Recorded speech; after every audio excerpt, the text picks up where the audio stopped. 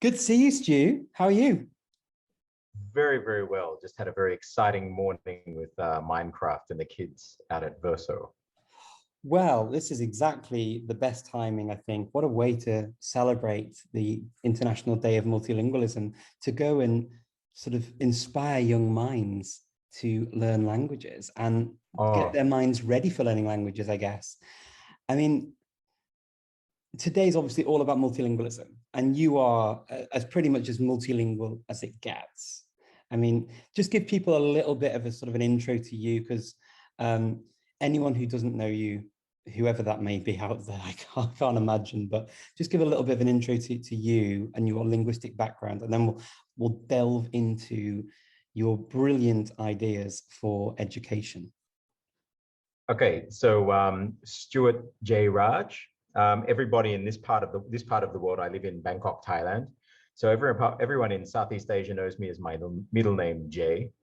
My Chinese name is Wang Huai Le, and my father is Fijian Indian. My mother is Australian.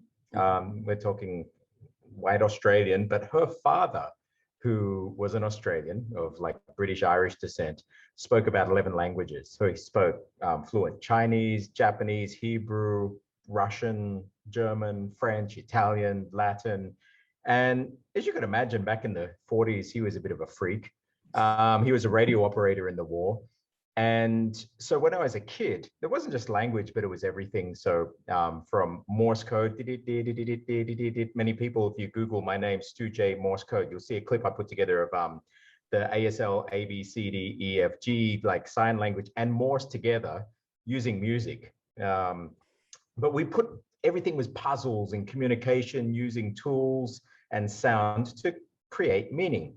So I learned different languages, so from Italian to like my kanji in Japanese, and language was a game. We tune into shortwave radio broadcasts in languages neither of us understood, and we'd try and figure out what are they saying, and we'd have fun speaking Chinese in Italian accents and just crazy stuff. We also like programmed, we'd build electronic circuits, programmed computers, and just everything. I'm just very lucky to have that legacy. And then as I was growing up, I also had a surrogate family, so they're Indonesian Chinese. So from a very young age, I spoke Indonesian as well, mixture of Indonesian, Javanese, and then also Chinese. Grew up speaking Chinese, and then Thai. Been here for like 20-25 years in Thailand. And the languages grew. Jeg kan dansk, og andre Scandinavisk sprog, Danish, Scandinavian languages, Indic languages from my dad's side, so his family speak Hindi, and then so Sanskrit and a bunch of Indian languages there, which Sanskrit forms a great base for many other languages. And yeah, and now I'm on a Russian/Slavic push, which Richard, you're my guru, and I'm just absolutely loving it. I love it. I love it. You're basically Mr. Multilingual. Is that what we're saying here? We all are. You put us all to shame, but yes. I love it. I love it. I love the story. It's such a rich tapestry, but it also, with the Morse code and with that sort of inquisitive nature and the things that you've combined, because you're also, I mean, it's fair to say, a pretty accomplished musician as well. I mean, you play and you music really well. I mean, you play the piano, right? And then I guess other instruments too. Yeah. So I grew up in a musical family, and my mum's side of the family, I guess, are the musical ones. I think most people on my mum's side of the family, from her brother to my cousins to us, have perfect pitch. That's an A, that's an F. And those have colors. So A is yellow, F is orange. So, and again, it's language. Language has colors too. Playing music, we grew up, so playing jazz. I had a jazz trio here for many years.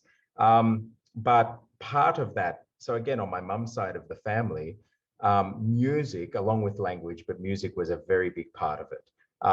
So again, I hear chords, I can, things, I guess, just the same way as puzzles and patterns and inversions of chords, just as you'd hear dialects of other languages. Wow, it almost sounds like synesthesia that you're describing there with this, and this sort of, the colors. And it reminds me of conversations I've had with Daniel Tammet when you're talking like that. I find it absolutely fascinating. And I think the thing about you as well is it's not even just music and language. You're extremely organized from what I see, of how you sort of, you catalog things and you go through things. You're quite a methodical person. And correct me if I'm wrong.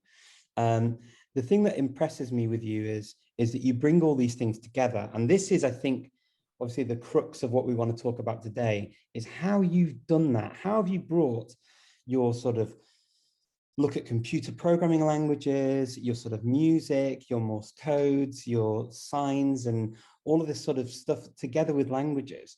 How have you put all this together? And what are you doing with it now? For me, and I guess anybody listening out there, I'm preaching to the choir here, but language learning for me has never, ever been boring.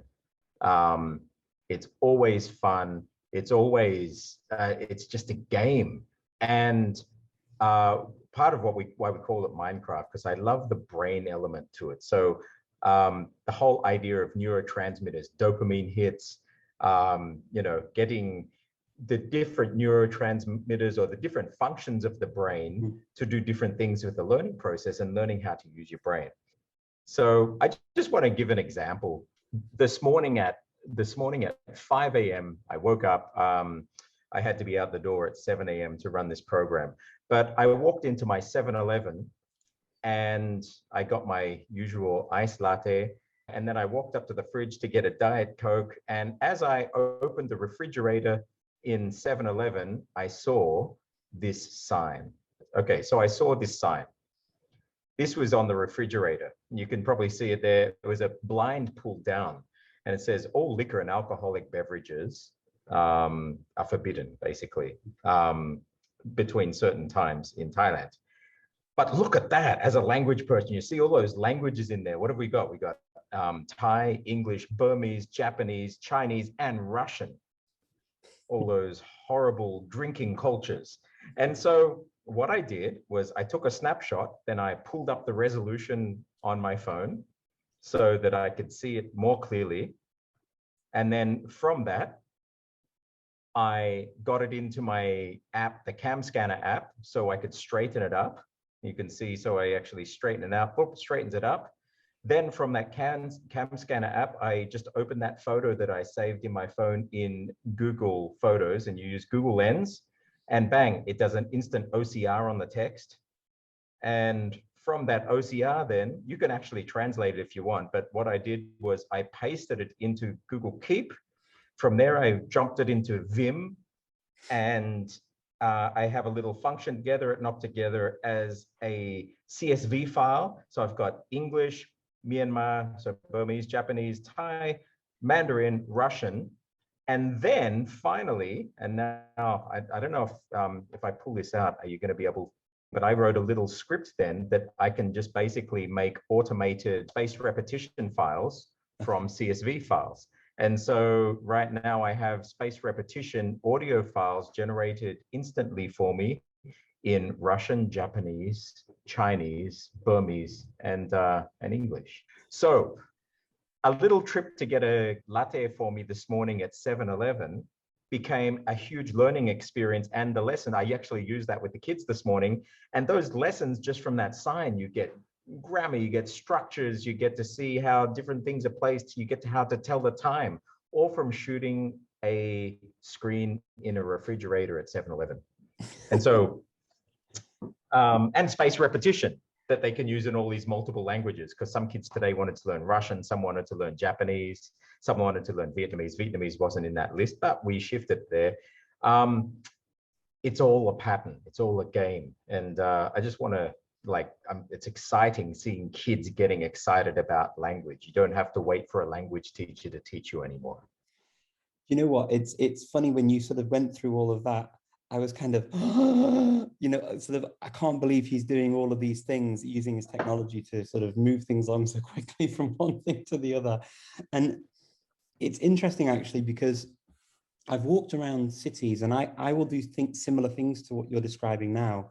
I will see signs and things as learning opportunities as well. So when I'm going around a town exploring, and I'll never forget, I was in Slovakia, and I think because Lydia, obviously her first language is Slovak, I was walking around with her and I kept going up to signs, street signs, things that are sort of written everywhere, and saying, does that come from here? And does that come from that word? And is that related to this word? Because your brain's like going 10 to the dozen, because I was thinking of so many different sort of linguistic links and opportunities. And that's exactly what you're describing. I've got to be honest, I've always find it sort of, I tell people they have to think actively. It's when you spend time with somebody and you see this, and I recognize this with what you were saying, how do you then go through the process of, I recognize I do it, I can show you how I do it, but then how do you give the tools to sort of a new generation? How do you use the languages that you've sort of learned to sort of, for educational purposes, to really feed children? So what happened was, well, you've probably seen the interviews and you've had the interview just before, when you go on television or something, and the number one question is, how do you learn languages? Or you're just gifted. And I hate that, because I think we put in the hours. How do I learn languages? And we might cobble together some kind of response to that. But I thought, no, I'm going to you ask how? Okay, I'll show you how. And let me get out of the way. Can you see that thing in the back? These are the drivers of my Minecraft. Yes. So if you have a look at that in the back, these are the 5 drivers that I use when I put this program. So you've got, it's multilingual. So we actually do multiple languages and look at the links between them. Memory and pattern matching. So we have fun putting stuff together and patterns and linking them. So for example, ji, chicken, gai, ji, gai, jaw, god. And then you get the same things from church, kirk, shirka. These same sound patterns are actually, if you know the Sanskrit 5x5 grid, you can actually, which is the base system, say for Thai, so Thais have it built into them, you can start to map sound shifts and play games with pattern matching across languages. We do voice and ear training. So it's one thing I showed in an exercise today, the power that your visual association with, say, certain letters, the influence that has when you're learning another language. And so we actually looked at moving things into some symbols and glyphs, and then IPA. So you can actually start to at least produce sounds and then hear sounds outside of your mother tongue sound system. And then say here, the difference between a thaw, taw, and dhaw. You know, these 3 letters, some languages don't have all 3 of them, but today people are able to start to differentiate from them and hook them into things, and then hear when people are saying the different ones, whereas before they just all hear them as a T. And then thought fluency and brain state control. That was actually the most fun thing we did today. There was even a 7-year-old, you've done shadowing exercises in simultaneous and interpreting classes perhaps, but we actually did L1 to L1 shadowing, where they would actually do, say, English to English, but using their own words to say in real time what the other person's saying. So it's just like switching your brain and getting thought fluency, being able to comprehend things. And because some were bilingual today, so they actually switched across then into between Thai and English. But they realized that actually the mechanics of the language wasn't the hard thing. It was the thought fluency and being able to just control the functioning of your brain, which was the harder thing. So these 5 things are the things that I focus on. And I try and touch on, 2 or more of them in each session that I do with the kids. I say with the kids, actually, it was a 50-50 split. So we opened the class up to both kids and adults, and we had about a 50-50 split today, which is pretty cool. Wow. So, I mean, at the moment you're physically going into a school, aren't you, in Thailand to do this? Yeah, there's a school here called Reverso. It's amazing. It looks like the Apple University. And they just opened last October. But they have a philosophy that the future of education is not in teachers. You cannot expect a teacher to teach you everything. So they get professionals from industries to come in, and the teacher's job is like a music coordinator. They have certain specialties and expertise, but then it's also to coordinate knowledge from all different sources, from experts, from online, from different things, to help facilitate an education that is begotten by the student, not that's fed to the students. And so this was all part of them. And so I'm very honored that these guys have looked to use this and push it to the kids. And the kids, and there were two kids that came in, one in particular today, and I suspect, well, his parents told me he's on the autistic spectrum, but he was locked in and zoomed in and focused today. And by the end of today's session, he could read Korean. Oh, amazing. And his mum was blown away because he just sat without being disturbed for 90 minutes during the session. So when the brain's active like this and not somebody just force feeding something, you can see that really super duper things can happen. I love it. I mean, it's extremely exciting. I mean, I know that you've got this version, and this isn't obviously a sales opportunity, but at the same time, I'm sure there'll be people out there thinking, how on earth do I find out more about this, and can I do it myself? And yes, you can is the right answer, isn't it? You've got this okay. website. Yeah, I didn't want to go and pitch it is interesting. But yeah, you can go in jacademy.com. I think you can see that up there on the 25th of April.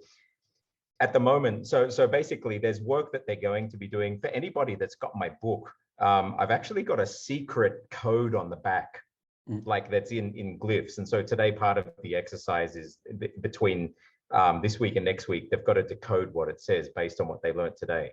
It's using these glyphs that I invented. So it's actually a puzzle on the back that most people don't realize. So the reason I'm saying is because while this was face-to-face, we have to do it in real time.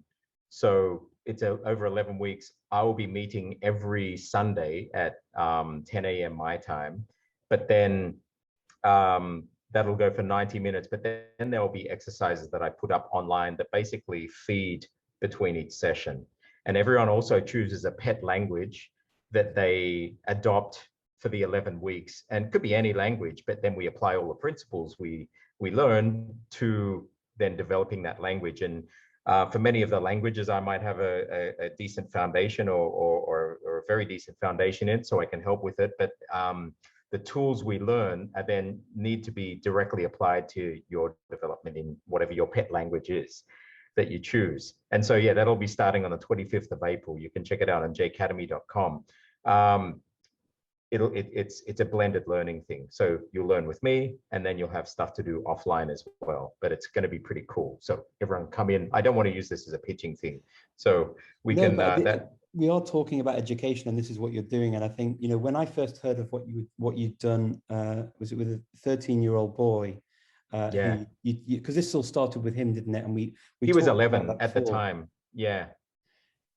And that was kind of the instigator, right? His parents came to you and asked you to sort of train him generally into sort of improve his ability to learn, or to help him learn better. And this is kind of the foundation for what you've now developed, which, I mean, it sounds fascinating. I'm sure there'll be people out there who'd want to know a lot more and maybe want to get involved. When you were talking about a pet language, it made me think of Tamagotchis. You know, a Tamagotchi. I think it's like taking a Tamagotchi to keep feeding it, you know, to make sure it's okay and it lives. It's like that. And you know what? Like, you don't have to commit to this language if you don't want, but let's do it. Let's just put it in there and turn it. Maybe, like for me, I started with Russian, and then I found the what do you call it? Mejislavyansky, the Slavic language, and then bang, it opened up into all these other languages, and I went down the rabbit hole. So choosing a pet language that you maybe even never thought of, who knows what paths it can lead you down. It's amazing today, but every single person that came in, even 7-year-olds in the class, had a language that they had burning in their heart they wanted to learn. So for one of the little kids, it was Arabic. Another one was French. Other ones, many Japanese and Korean. But yeah, if people pick a language, you might pick multiple languages, but these principles are equally valid. I think one cool thing, you can see the data literacy. So we learned some commands in the terminal and how to use things like Vim and things. So you'll find yourself manipulating data and doing really super cool stuff with the data that is actually useful outside of language learning too. I use it every day in my normal business, putting reports together, typing, but giving the skill set to be able to maximize and pull every skerrick of learning and language that there's to be had in your environment. And your environment extends to every single thing that's on the internet that you have access to. Yeah, I love it. So basically you've become, on what the school is talking about doing, is becoming a seller of fishing rods and not fish. Yes. And thank you. You came into that Clubhouse talk the other day. And so I think you got to hear their philosophy on stuff. And I really, really believe that this is the way education's got to go, especially since COVID. People are seeing, oh, heck, our kids have to learn online. And then they get the choice between some cruddy piece of learning that maybe a teacher from their local schools put together, or they can learn some amazing stuff from the best people in the world and apply it and extend it themselves. So the key skill is learning how to learn, yeah, and how to make the most of that learning. And then the sky's the limit, what you want to do with it. And what about the parents? Because I mean, you talked about the kids, and I mean, kids can, if you make it fun, the kids will enjoy it, right? And it's engaging. What about the parents? I mean, you had a lot of parents looking at saying, am I too old to do this? Because this is a question we get a lot, right, in language learning or learning generally. I finished school years ago. I've not really touched any books since then. I just do my job. I've been trained in that, and I don't really have much time. But they see this and they go, is it possible for me to actually do this? What would you say to those people? Oh my gosh, today, because the parents actually came in and sat with the kids, and many parents said to me today, okay, they're going to continue. They're actually going to sit in and sit the course out as well. They realized, like, for everybody, the time actually flew too fast, but the parents are loving it. The really cool thing is too, and I guess I'm lucky that I had the grounding from a young age to train my throat.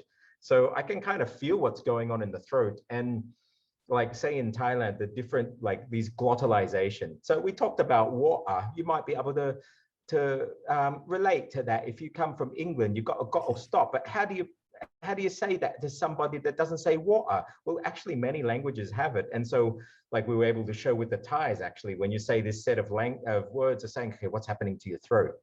Oh my gosh, the throat's closing. And what about this one? Yeah. And they were able to see that actually they have all the ingredients to learn all of these different languages pre-programmed into their own bodies, muscles, and software. And so they were actually able to grasp some detailed linguistic concepts. And today I had them speaking Vietnamese, Indonesian, Mandarin, and even Polish.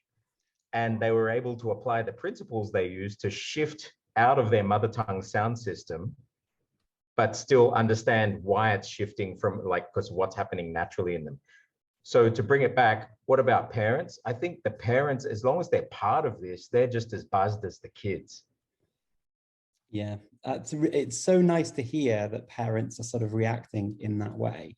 And also that there are ways and means of doing it.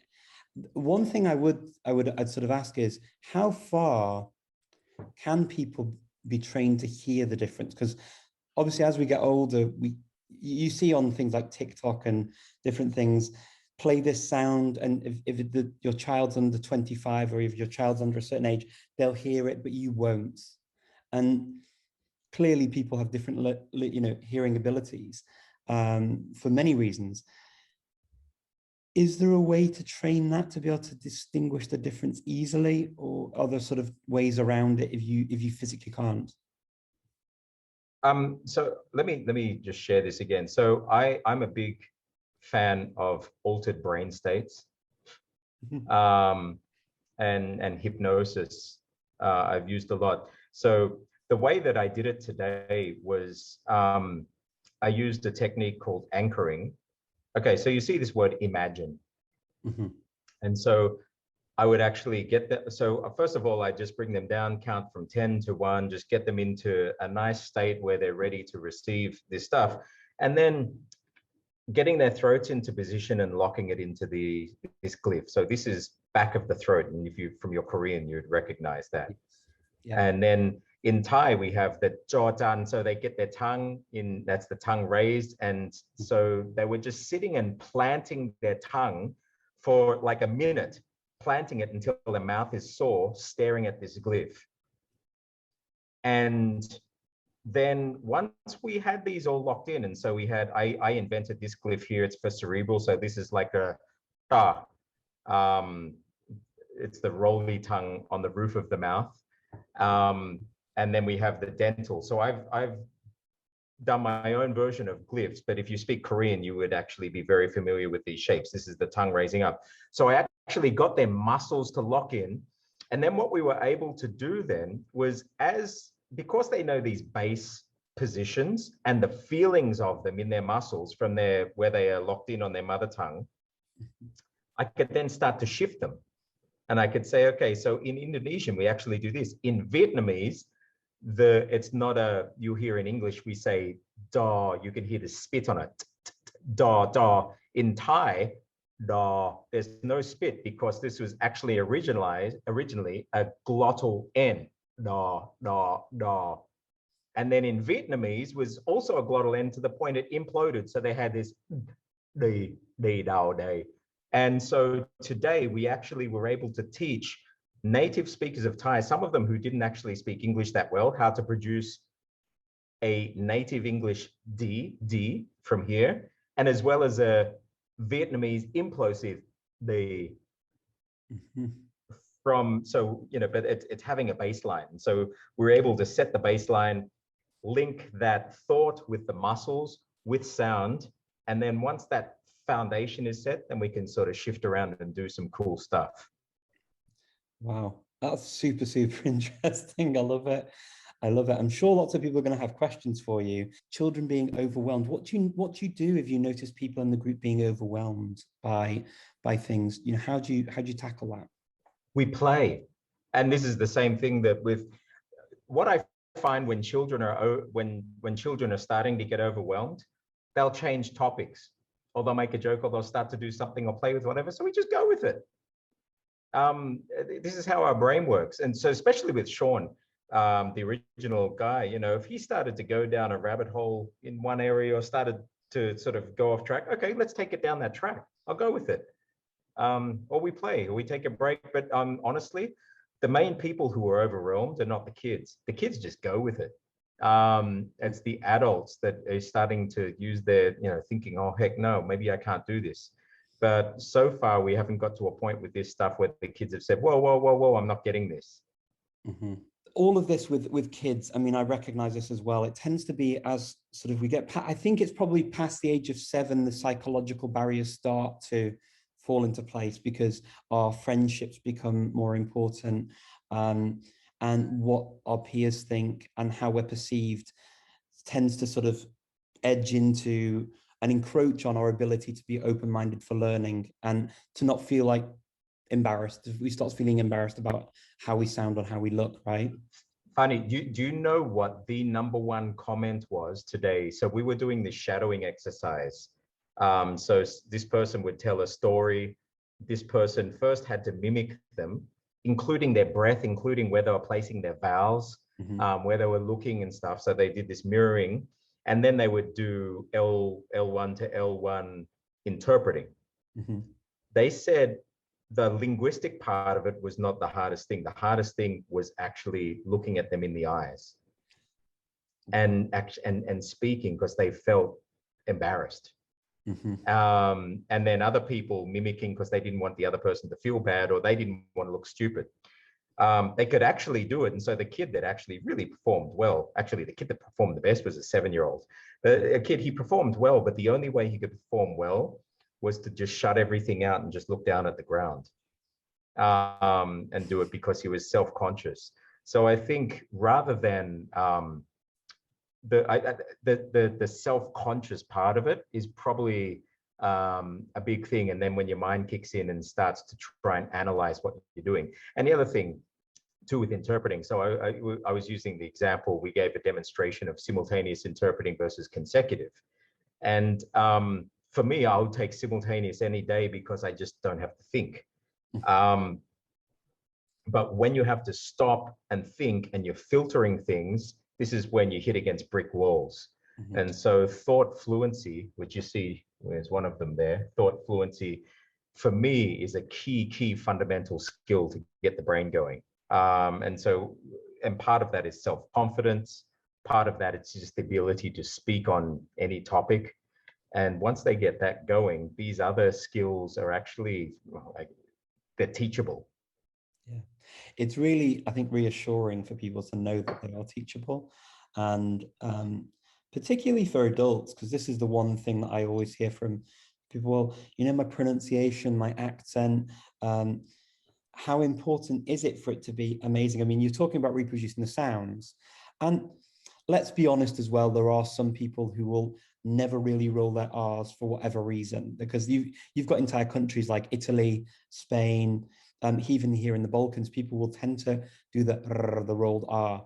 But there's a certain number of people in society that go to speech therapy for years and years and still have to end up making the R sound. So they'll say purtroppo in Italian instead of purtroppo, or they'll say whichever word, pero instead of pero. You know, they will always do it. But I think because they are agreed within those countries that people know to listen for people who can't pronounce them. How far does that though then go to foreigners learning a language and they can't quite make the sounds? How important is it? Okay, so today we use the example of, can you imagine if I talk to you and you want to talk to me like I eat the sweet and sour pot and Thai, you want the noodle? Oh, what you say, Richard? Will you tell me this? I think it's very interesting. If I speak like that to you, whether you think it's politically incorrect or not, you're going to have certain assumptions of where the level of my language is, what kind of things you're going to be able to speak to me about, what the selection of words you're going to use, and the general rhythms that you probably would want to use with me to ensure that there's mutual comprehension. If you want to have the person you're speaking to, depends what you need from them. If it's just purely utilitarian, yeah, maybe that'll get you by. But if you actually want to have a discussion where they don't put those blocks down, well then, not so much accent, but I think the rhythms, the prosody of the language. And so maybe the rolled R isn't important for prosody. But for example, and if I'm talking in an Indian accent, I'm talking to it very, very good, what you're saying. So this is an Indian accent with Indian prosody. But if I listen to this, I'm going to speak in an Australian accent with Indian prosody. If I'm talking to you, it's very, very good what I'm saying. I do want something to eat. If I was speaking like that to a native speaker of English, even though I have an Australian accent, I'm speaking with Indian prosody, it screws with your mind and it interrupts the message that I'm communicating with you. So I think what's important is not so much accent. There will be forgiveness and there'll be flexibility, but we need to try and get the rhythms of the language to sound more natural. And so little things. There are other so for example, with English or French, whatever, there are people who speak those languages from all over the world. So there's more leeway given to different variations. But say for something like Thai, even for Thais themselves, if you're anything out of standard, we call it no, even no matter where you've come from, and there are stigmas attached to those things. And so depends what language you're learning too. And so it depends what your language you're learning, and it depends on what you need to use that language for. I use it professionally. So if I go into a negotiation with somebody in Chinese or in Indonesian or Thai, I need them to not have the whole foreigner thing here and for us to just speak like two people on the same level looking to get a business result. And so we need to speak language at a level where the way you speak the language isn't an issue. Yeah. I agree. Prosody does definitely trump individual word and sound pronunciation, because as long as it sounds vaguely right, the brain is amazing at catching what it should, or auto-correcting almost speech, Yep. right? And I call it the pizza test. So I use it here for Thai. So if you can call the call center here and order a pizza, now they do it on the internet, but if you can order a pizza in Thai, say, and not have the operator switch to English or put you onto an English speaking operator, you know that your prosody is okay. Or if you go into 7-Eleven and you can find a way to get through the entire transaction with them trying to speak English back to you, it means you've gotten under the radar and your prosody is okay. Pronunciation doesn't have to be perfect, but you've got a rhythm there that makes them feel comfortable that they're okay speaking to you in the local language. Thank you. Some questions come in now as well on the chat. Attention is the key to neurological change. I like the way you were getting people to focus to the extent that such rewiring can start to occur. In your explanations, do you use phrases such as brain traps and neurons fire together, wire together? Fires together, wires together. That's a very famous saying from neuropsychology. And this is where you're programming things if you're wanting to embed habits or things. So what fires together, wires together. And so, yeah, we do this. And if you have a look at my clip out there that I put, you'll see all these neurotransmitters. So from serotonin, acetylcholine, adrenaline, epinephrine, and all of these have different effects on our brain and put us into different states. And we can use these different things in different states through our learning process. Sleep is a huge thing. But it's so dopamine. So dopamine is like these hits. Why do people keep scrolling on Instagram or Facebook? Because they're getting these hits. You really don't even know why they're there, but these are these dopamine hits. So there are certain things for me, like when I find that a certain structure in a language works and gets this reaction from people, yeah, that's my dopamine hit.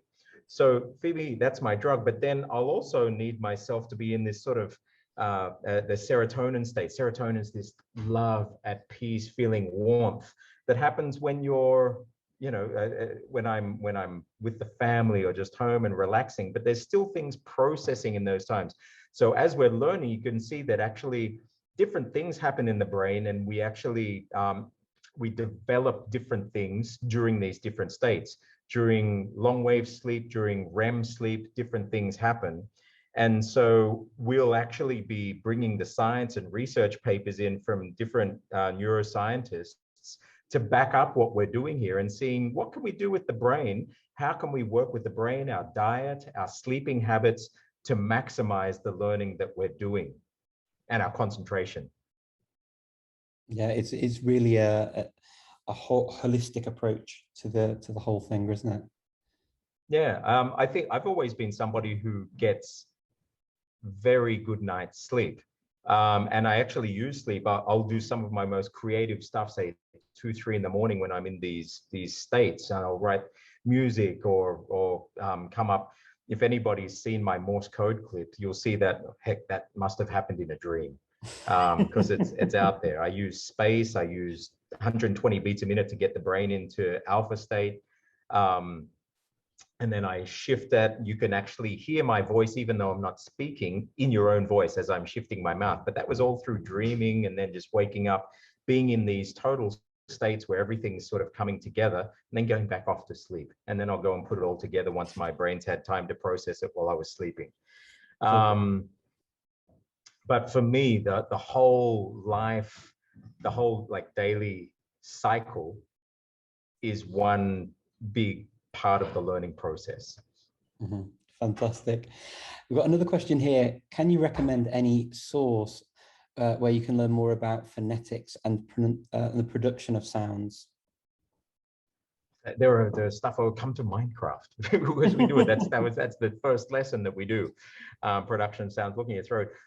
there's so much stuff out there. If you just type in phonetics and phonemics and looking at this, what gets me though is a lot of these are done by monoglots, or maybe just people who don't have the real understanding of actually, or the feeling of what's going on in, say, a speaker of this language.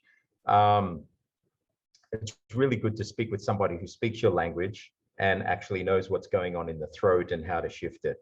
For example, in Thai, if some Thai person said to you, Lily, R-E-A-L-L-Y, how would you correct? So the native speaker might hear that, well, they're not saying so they say really. And finally, the Thai might say really. And what you don't realize is that actually in Thai, we have a lateral E, not a rounded E. And so even though you might manage to get the it's natural then for the Thai mouth to need to go lateral again for the E. So it goes really, really, really. And so it's one thing to sort of see these things and maybe a native English speaker putting out English phonetics, but it really helps to have somebody that understands what's going on in your throat. To be able to help you shift these things, because there's not a lot of resources out there that I've seen that it can actually do that, unless they're getting into really esoteric linguistic-y stuff. There was another question, just do you, and this will be our final question, and then we'll wrap up. Do you find yourself adapting your accent when you speak to different people, whether it's native or non-native speakers from different parts of the world? You know what, I've tried to think about that, Richard. And I'm just wondering whether I do or not. No, sorry. Yeah, when speaking to Australians, sometimes it's shocking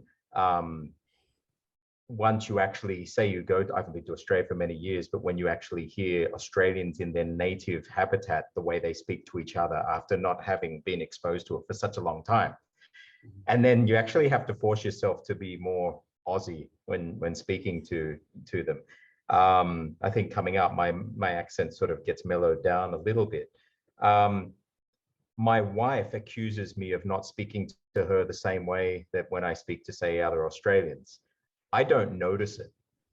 What I do notice is that my selection of words may shift in the way that I speak, but I won't intentionally put on an accent. I'll just try and speak clearly, but I will select words that I know are less idiomatic.